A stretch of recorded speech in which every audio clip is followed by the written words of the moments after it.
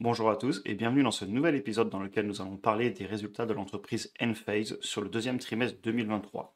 Et on va en parler tout particulièrement car l'action a corrigé en bourse à l'annonce de ces fameux résultats. Premièrement, on parlera dans la vidéo du business d'Enphase, ce que l'entreprise fait. Ensuite, on va regarder les résultats du deuxième trimestre 2023 et pourquoi l'action a baissé. Et enfin, on regardera ma valorisation, mes chiffres, est-ce que j'achète l'entreprise, est-ce que je vois des choses qui m'inquiètent, ou alors est-ce que je tends un petit peu pour évaluer la situation. Comme d'habitude, vous avez le sommaire en description pour passer d'un chapitre à l'autre, et ça va être une vidéo un peu plus longue a priori, donc prenez vos popcorn et bon visionnage. Tout d'abord, le business model. Donc, c'est une entreprise qui conçoit, fabrique et vend des systèmes d'énergie et des solutions d'énergie pour tout ce qui est les maisons, le domestique. Donc, on va faire de la production d'énergie solaire avec notamment les micro-inverseurs. On a aussi le stockage, le contrôle de l'énergie, la communication avec une plateforme intelligente et dématérialisée. Donc voilà un petit peu pour le business model. Globalement, ils fournissent des solutions de production d'énergie solaire pour les maisons. Et il faut savoir que c'est une entreprise qui existe depuis 2006 et qui a révolutionné l'industrie solaire, notamment en créant les micro-onduleurs. Et on va en parler un petit peu plus tard de cette technologie. Je tiens aussi à vous le dire que j'avais fait une vidéo sur Enphase il y a un petit peu plus d'un mois. La vidéo vous avait pas mal plu, elle était assez longue et complète techniquement. D'ailleurs, sachez aussi que je vais reprendre certains slides et certaines parties techniques de cette vidéo. Évidemment, il y a aussi beaucoup de nouveaux éléments. Donc voilà, n'hésitez pas à aller voir cette vidéo si ça vous intéresse, sachant que celle d'aujourd'hui va quand même être plus consacrée sur les résultats, les annonces qu'il y a eu et pourquoi l'entreprise a corrigé. Donc premièrement, les résultats, eh bien honnêtement, ils sont plutôt bons. Là, je vous ai mis quelques récapitulatifs. Donc vous voyez déjà que sur un an, entre juin 2022 et juin 2023, on a fait plus 34% sur le chiffre d'affaires, on a fait plus 48% sur le bénéfice brut, et donc on a fait plus de bénéfice brut en pourcentage par rapport à il y a un an que de chiffre d'affaires, tout simplement parce qu'on a réussi à moins augmenter les dépenses de fabrication. Donc c'est quelque chose de très encourageant, ça veut dire que l'entreprise gère bien ses dépenses et augmente son chiffre d'affaires plus vite que ce qu'elle augmente ses dépenses. Ensuite, si on va voir les revenus des opérations, on a fait plus 81%, et si on va voir le bénéfice total, on a fait plus 104,2% sur un an. On a clairement augmenté les marges nettes, et on voit que sur ce trimestre, on a fait à peu près 22% de marge nette, ce qui est extrêmement bon pour de l'industrie, je tiens à le rappeler, ils font des produits industriels, c'est pas une entreprise qui vendrait du logiciel par exemple. En haut, je vous ai déjà mis le petit tableau, et ça c'est un des points qui va faire mal au niveau des résultats, et je vous le montre déjà, les ventes n'ont pas du tout bougé, elles ont même légèrement baissé aux États-Unis parce qu'il y a eu des difficultés, on en avait parlé il y a plus d'un an d'ailleurs, mais on reviendra dessus. Par contre, les ventes sont en train d'exploser à l'international, et clairement ça aide l'entreprise et ça va vraiment l'aider dans le futur à mon avis. Le dernier point positif que je voulais mentionner, c'est le free cash flow, donc le flux de trésorerie disponible en français. C'est tout simplement le cash disponible pour réinvestir dans le business ou pour payer un dividende ou pour racheter les actions. Donc c'est ce qu'on pourrait plus communément appeler la capacité d'autofinancement. Donc l'entreprise, eh bien, elle est en positif sur le flux de trésorerie disponible, et donc eh bien, elle peut s'autofinancer, réinvestir, etc. Et ensuite, ils ont dit qu'ils avaient autorisé pour 1 milliard de dollars de rachat d'actions. Donc à mon avis, ils pensent que leur action n'est pas chère en ce moment. Ils ont prévu de massivement la racheter, j'imagine. Et si vous regardez, eh bien, à 225 millions de free cash flow, si on fait ça x4, on est presque à 1 milliard. Donc il se pourrait en fait qu'ils puissent racheter énormément d'actions tout simplement en utilisant leur free cash flow, sans même parler de lever de la dette pour faire ça. Donc c'est quelque chose de très positif pour moi, parce que racheter des actions quand l'action est sous-évaluée, et c'est un petit peu mon avis en ce moment, eh bien clairement pour moi c'est du cash bien utilisé, c'est du retour sur investissement à l'investisseur qui est détaxé et qui est en plus déguisé. On parle maintenant rapidement de l'action en bourse, et ensuite on va voir pourquoi elle a corrigé, quelles ont été les mauvaises nouvelles. Donc il faut savoir que l'entreprise a fait moins 7,5% en bourse ce vendredi, sachant qu'elle est allée jusqu'à moins 15%. C'est une action aussi qui clairement est volatile, comme vous voyez sur le graphique, on a des grosses variations depuis 2 ans, et je tiens à le dire, ça fait longtemps qu'on parle d'Enphase sur la chaîne, si vous suivez la chaîne depuis longtemps. Je l'avais acheté entre mars 2021 et janvier 2022, puis j'avais pris une très bonne plus-value parce que je trouvais l'action était complètement surévaluée au niveau de mi-2022, donc il y a un an pendant l'été. Et on est maintenant un an plus tard, et l'action qui avait à l'époque dépassé les 330 dollars est revenue sur le niveau des 160 dollars, qui est mon prix d'achat d'un point de vue de mon analyse. Donc j'aime bien l'acheter sous les 160 dollars. Et pour jouer à la transparence comme d'habitude, sachez que j'ai aujourd'hui 15 actions que j'ai achetées depuis environ un mois et demi, et je suis à un prix de revient unitaire à 160,87 dollars. Vous avez ici l'imprime écran du téléphone de mon courtier. Maintenant, pourquoi est-ce que l'action baisse? Et ça, c'est ce qu'on va voir sur le prochain slide. Donc, il faut savoir que globalement, ce qui a impacté l'entreprise, c'est les prévisions futures. Donc là, je vous ai mis l'imprime écran qui vient directement des documents financiers. Si je vous le montre ici, c'est tout simplement ici le 10Q, donc c'est des documents qui sont officiellement téléchargeables, mais j'aime bien vous résumer ça sur un PowerPoint, je trouve ça plus lisible pour YouTube. Donc globalement, ce qui s'est passé, c'est qu'ils ont annoncé qu'ils feraient seulement 550 millions à 600 millions de chiffre d'affaires sur le prochain trimestre. Et que pour rappel, sur le trimestre précédent, ils ont fait plus de 700 millions. Donc clairement, une grosse baisse du chiffre d'affaires à venir sur le prochain trimestre. Sachez aussi que j'ai écouté la conférence destinée aux investisseurs, c'est ce qu'on appelle Learning Call en anglais. Et ici, je vous ai mis le transcript et j'ai pris un passage très important que je retiens et qui explique pas mal de choses. Donc il faut savoir que les ventes ont beaucoup baissé aux États-Unis, ils l'ont écrit ici, et clairement, ben, ça a impacté le chiffre d'affaires. Et surtout, ben, ils n'ont pas vendu autant que prévu, donc il y a du stock. Et ça, on en parle juste après. Je voulais aussi vous dire que justement, si vous vous rappelez, pour ceux qui regardent la chaîne depuis longtemps, on avait parlé sur la chaîne à l'époque où j'avais vendu que justement, je pensais que l'augmentation des taux d'intérêt allait fortement affecter ce genre de business parce que clairement, les installations solaires, ça coûte cher et les gens les font souvent à crédit aux États-Unis. Et je tiens aussi à dire que du coup, ben, c'est pour ça que j'aime suivre l'économie. Parce que certes, sur la partie ETF de mes investissements, ça a assez peu d'importance. Il y a les grands cycles économiques, mais globalement, je mets de l'argent tous les mois sur des investissements passifs, par exemple sur les ETF. Par contre, sur les actions individuelles, ça a une énorme importance. Et j'en parle souvent sur la chaîne. Souvent, on me dit, mais pourquoi tu suis autant l'économie au quotidien? Et ben, c'est pour ce genre de raison. Parce que typiquement, ce business a souffert parce que les taux d'intérêt remontent. Comme l'immobilier est en train de souffrir, quand on vend du matériel qui coûte cher pour des maisons, et ben, on va souffrir si les taux remontent. Bref, j'en ai fini avec la petite histoire, on continue. Donc là, je vous ai résumé en français très rapidement ce qui est écrit en anglais. Vous pouvez mettre sur pause et le lire, la version originale si ça vous intéresse. Mais ce qui s'est passé, c'est qu'il y a eu trop de livraisons chez les distributeurs sur le quatrième trimestre 2022, puis le premier et deuxième trimestre 2023. En fait, ce qui s'est passé, c'est qu'Enphase vend très peu en direct. Ils vendent pas à monsieur et madame tout le monde, mais ils vendent à des distributeurs qui ensuite, eux, vont soit vendre à des installateurs, soit directement, ils vendent aux gros installateurs. Et ce qui s'est passé, c'est que bah, ils ont continué les livraisons comme prévu, sauf qu'il y a eu beaucoup moins de ventes derrière chez les particuliers. Ce qui fait que maintenant, il y a beaucoup de stocks et le seul moyen de baisser les stocks chez les distributeurs, et ben, ça va être pour Enphase de moins livrer sur le prochain trimestre. Et donc ça me fait m'amener à ma conclusion personnelle qui est que regarder un seul trimestre, ça va poser un gros problème parce que peut-être que les ventes vont fortement repartir sur le quatrième trimestre. Et par contre, ce qu'il faut regarder, c'est en TTM. Donc TTM, c'est Trading 12 Months. Donc en fait, il faut regarder en 12 mois glissant les ventes. Et c'est ce que je vais faire personnellement. Et je vais regarder les ventes lissées sur le long terme et je ne vais pas les regarder chaque trimestre parce que comme on le voit ici, il suffit qu'il y ait eu un trimestre où il n'y a pas eu beaucoup de ventes, tout simplement bah, à cause des taux d'intérêt, à cause de l'immobilier, pour qu'on lise le business sur le très court terme. Et moi, je veux le regarder sur le long terme. Mais maintenant, la question c'est, est-ce que l'entreprise, pour nous, pour vous qui investissez, pour moi qui investis, parce que chacun prendra sa propre décision, est-ce que l'entreprise, elle va encore avoir de la croissance? Est-ce que ça va continuer? Est-ce que le rythme va continuer au niveau des ventes, des marges, etc. Et c'est là justement où je mets tout le temps un bémol, c'est-à-dire en fait que chaque investisseur doit se forger sa propre opinion et on est tous responsables de notre argent et de nos investissements. Je le répéterai jamais assez, mais personne ne peut vous conseiller, clairement pas moi, et honnêtement, je pense même les gens qui sont accrédités pour conseiller, et sachez d'ailleurs pour information, j'en ai jamais parlé, mais j'ai passé mon diplôme de CIF, de conseiller en investissement financier, puisque je suis en train de préparer d'autres choses à côté de YouTube à titre personnel. Donc voilà, malgré ça, j'estime que chacun doit prendre ses propres responsabilités et doit faire ses propres recherches. Et au final, je ne vous connais pas, je ne sais pas quelle est votre situation, quel âge vous avez, est-ce que vous pouvez prendre des risques ou pas. C'est pour ça qu'au final, tout ce que je fais, c'est je partage ce que je fais, je partage avec la communauté, vous m'aidez, je vous aide. D'ailleurs, je tiens tout le temps à vous en remercier parce que vous me donnez souvent des bonnes idées, mais je tiendrai jamais assez à le répéter. Il faut savoir pourquoi on achète parce qu'on sera tout seul quand ça va baisser et il faudra qu'on soit fort émotionnellement. Et si on ne sait pas pourquoi on a acheté, on n'y arrive pas. Donc voilà, c'était un passage un petit peu long, mais je tenais vraiment à le répéter. Par contre, ce que je peux faire, c'est vous aider et m'aider moi-même à me poser les bonnes questions sur un business. Je ne peux pas donner les réponses à votre place, mais je peux poser les questions. Et ça, c'est ce que je partage avec vous. Et c'est ce qu'on va faire maintenant. Donc pour moi, c'est une entreprise Enphase où il faut vraiment des convictions pour investir, parce que c'est quand même un secteur qui a du risque, c'est des nouvelles technologies, et clairement, ben, aujourd'hui, le monde entier ne tourne pas sur des panneaux solaires, et la question c'est est-ce que ça va être le futur?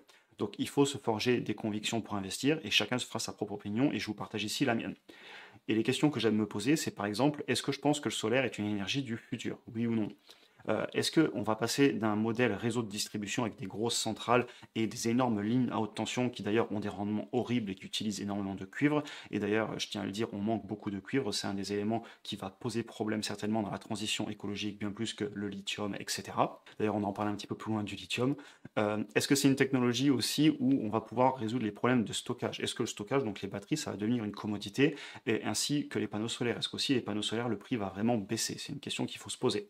Va-t-on résoudre des gros challenges tels que la chimie des batteries, par exemple, réussir à faire des batteries sans cobalt, puisque clairement le lithium c'est abondant, le problème c'est de le raffiner, et d'ailleurs Tesla est en train d'ouvrir une énorme usine à Corpus Christi au Texas pour raffiner du lithium en masse. Par contre, il y a d'autres éléments très rares, comme par exemple le cobalt, qui en plus pose des problèmes éthiques parce que c'est très dur à ramasser, et il y a beaucoup de problèmes sur des enfants qui travailleraient dans les mines, etc.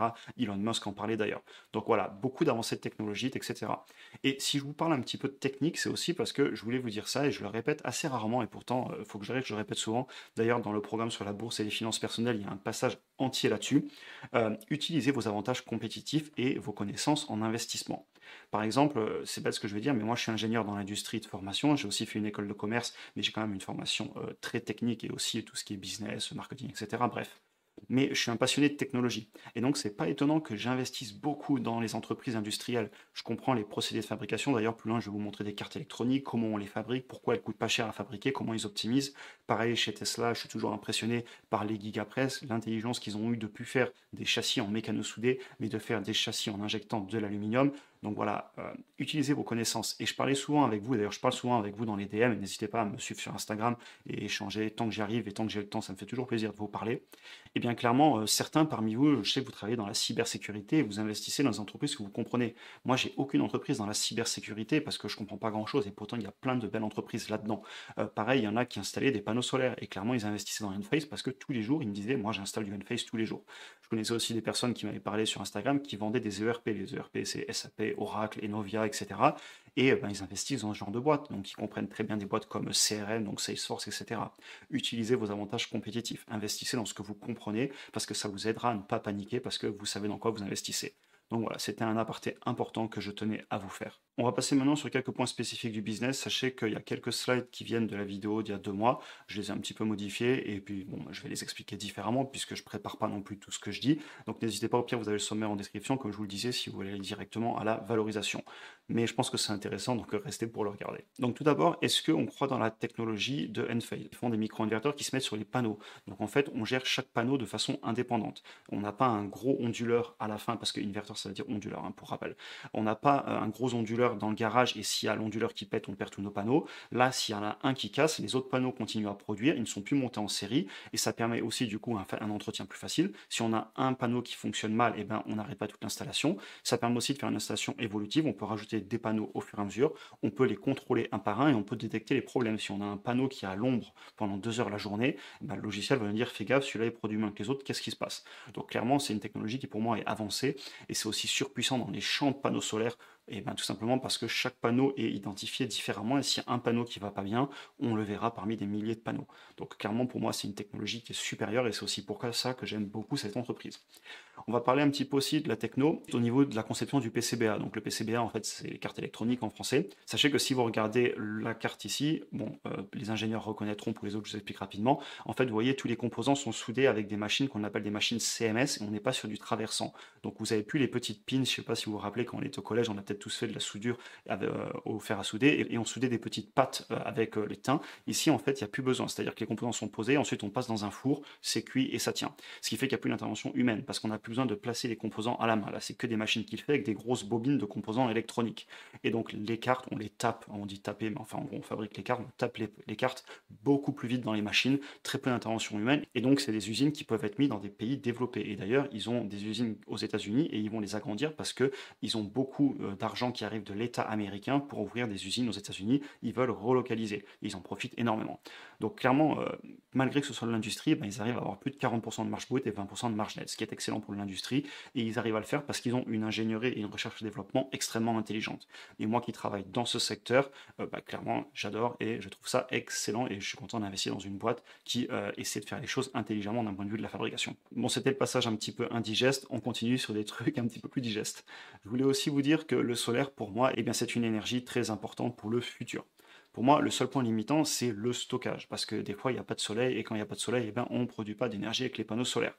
Donc sur le court terme, je vois une solution mixte d'énergie. Par contre, sur le long terme, je vois clairement un stockage plus du solaire omniprésent. Je vois clairement le fait qu'on n'ait plus des grosses installations avec des lignes à haute tension qui relient les installations nucléaires aux villes, mais on pourra mettre des plus petits champs de panneaux solaires dans beaucoup d'endroits, travailler en local, avoir moins de cuivre, éviter de monter à 400 000 volts pour essayer d'avoir un petit peu de moins de perte de courant sur les longues distances avec des sections de cuivre énormes, sachant que le cuivre est rare. Et donc voilà, on va peut-être pouvoir rationaliser un petit peu tout ça. Et je pense que c'est important. Et d'ailleurs aussi, on aura des sauts de technologie. C'est-à-dire que nous, en France, on a des lignes à haute tension, mais il y a énormément de pays sur Terre où en fait, ils vont certainement passer de générateurs à essence à produire l'électricité comme ils peuvent s'ils ont de l'électricité, à directement produire en local. Et tout ce qui est les centrales nucléaires et les grandes lignes à haute tension, il y a plein de pays en fait qui sauteront des technologies qui ne l'auront jamais. Comme il y aura des pays qui n'auront jamais eu les lignes téléphoniques comme avaient nos parents et qui seront passés directement de ne pas avoir de téléphone à avoir le téléphone par satellite ou le téléphone avec les ondes radio et qui n'auront jamais connu le téléphone avec fil. Donc voilà, on aura clairement des sauts de technologie dans certains pays. Je tiens aussi à préciser que le solaire, ça a besoin de très peu de maintenance par rapport à l'éolien, par rapport au nucléaire. Il y a des panneaux, aujourd'hui, ils ont plus de 50, 70 ans, ils produisent encore. Par contre, les micro-inverteurs, eux, c'est l'électronique et c'est garanti 15, 25 ans selon le produit et un jour, il faut les changer. Donc j'adore ce business parce que même si les panneaux, on les change pas, les batteries et les inverteurs, eux, on va devoir les changer. Donc c'est un point positif pour Enphase par rapport aux fabricants de panneaux solaires qui, pour moi, vont vraiment devenir une commodité et le prix va vraiment baisser.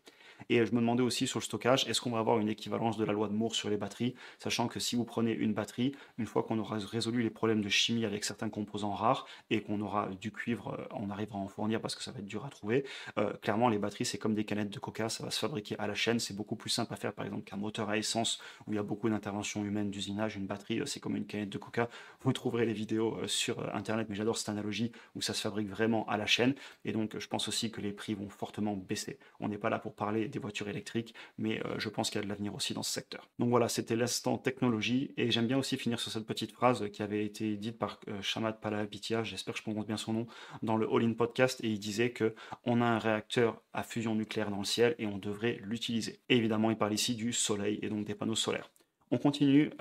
Personnellement, je pense aussi que le fait qu'ils vendent un écosystème, c'est puissant. C'est-à-dire qu'aujourd'hui, ils vendent des panneaux, des batteries, des onduleurs. Le IQ8 est en train de sortir, donc c'est leur dernier micro-inverteur. Et on prévoit que fin 2024, donc dans un an et demi, on va commencer à avoir des installations qui vont pouvoir et charger nos voitures électriques, mais aussi avoir nos voitures électriques qui pourront faire batterie pour réalimenter nos maisons. Ce qui fait que, comme je vous le disais tout à l'heure, on va travailler de plus en plus en local. On va produire notre énergie sur les toits des bâtiments, sur les toits des maisons, dans les champs, etc.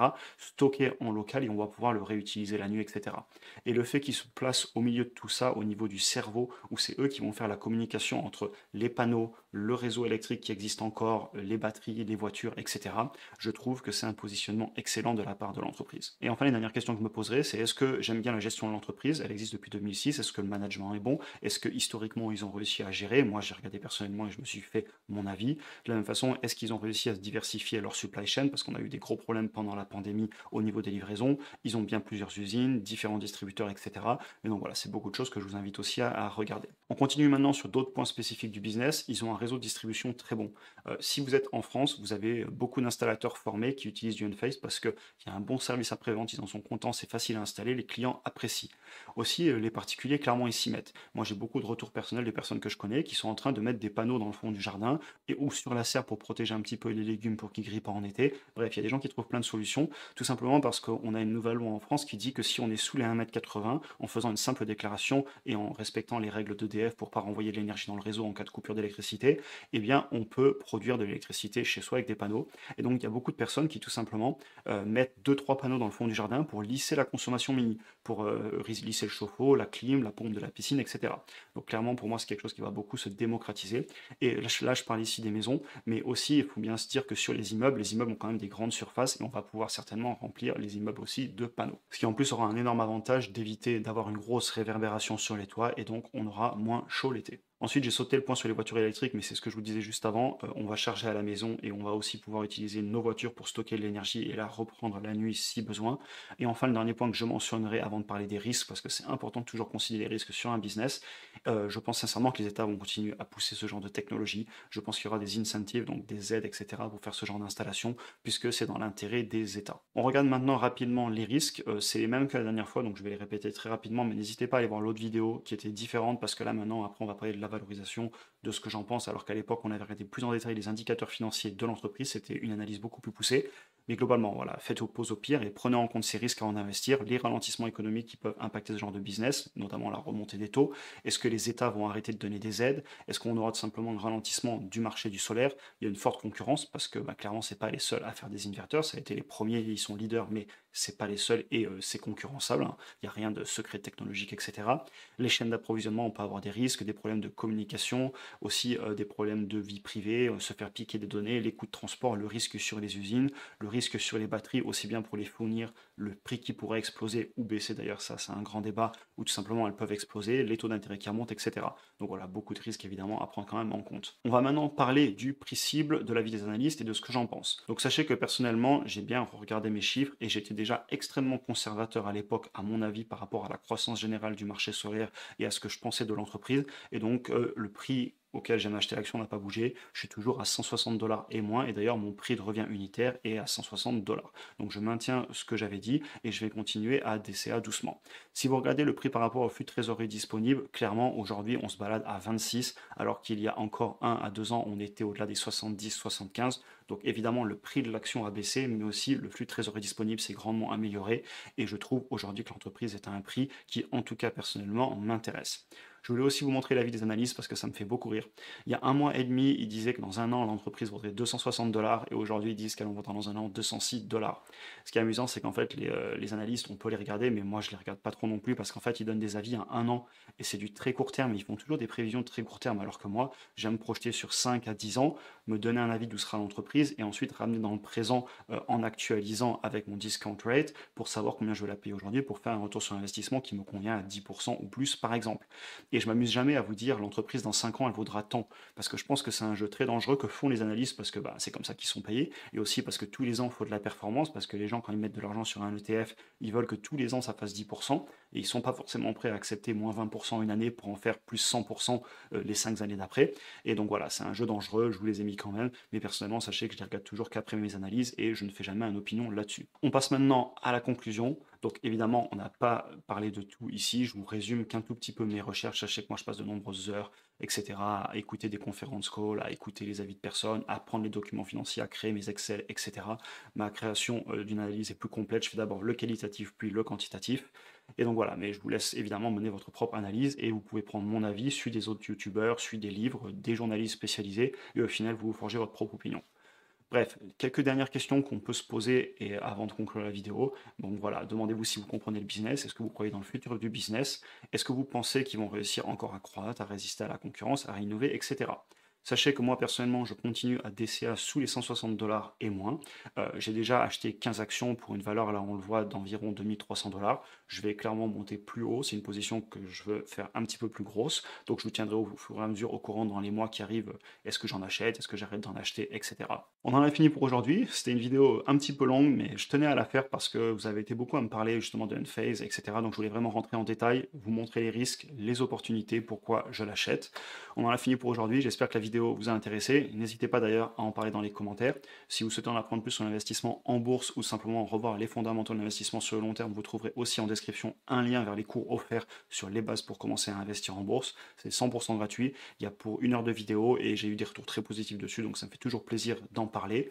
Aussi, comme d'habitude, vous pouvez cliquer ici pour regarder une nouvelle vidéo. N'hésitez pas à vous abonner, liker, partager et passer dire bonjour sur Instagram. Je répète les mêmes choses à chaque fois, mais ça fait vraiment grandir la chaîne. Et le fait qu'on échange autant dans la communauté, ça m'aide énormément et je tenais aussi à vous en remercier. Sur ce, on conclut cette longue vidéo et j'espère qu'elle vous aura intéressé. Je vous souhaite une excellente journée et à très bientôt pour une prochaine vidéo.